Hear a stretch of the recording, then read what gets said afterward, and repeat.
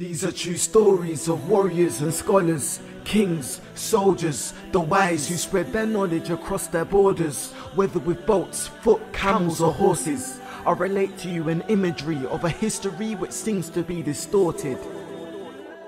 There's something I was never taught when I was in school. I was left with foolish thoughts, thinking Muslims were mere fools. I was never taught that the whole world was almost ruled by these so-called fools. Hold that thought. This I give is the history of Islam, strictly giving the facts. Let's flick out a map of a world that you once thought was flat.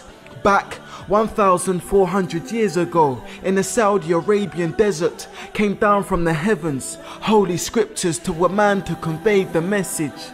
His name was Muhammad sallallahu alayhi wasallam. A man made from mercy, love, wisdom and the truth, inspired men and women to deliver this message down to you, through Egypt and Morocco, right down to Andalus, that we now call Spain. I relate, back in the 700s, Europe was in a dark state like men in dungeons. Listen to what the BBC historian James Burke said about the stench of London. He said people threw their refuse in the centre of the streets. This means feces, urine and whatever filth you can think. Europe was miserable, filth was visible. They were drenched in superstitions. They were barbaric, hard-headed, but said they were Christians. But at the same time, but out this same place, as we go down, the Muslims entered into the south of Spain.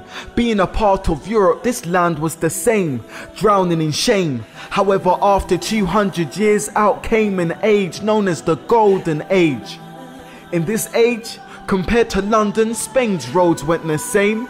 London had mud huts, not even one street lamp to boast, while Spain was paved with street lights and homes, hundreds of mosques and places to bathe.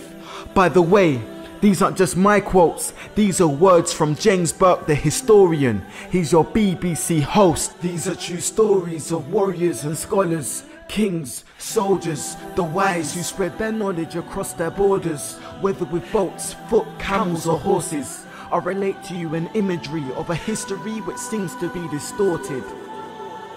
Seriously, this place was beautiful and became a place where there was food for all.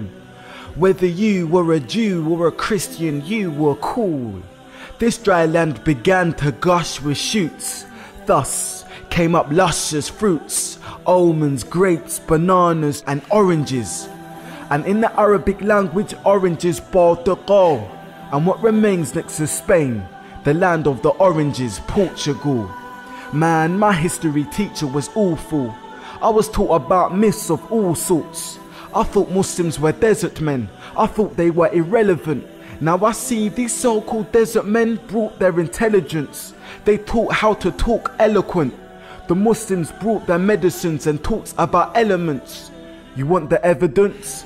Look to our schools in our maths and chemistry, algebra, alkalis, alchemy. Now what type of language has al in it besides Arabic? Now, the Muslims made over 70 libraries, whilst the West never had paper.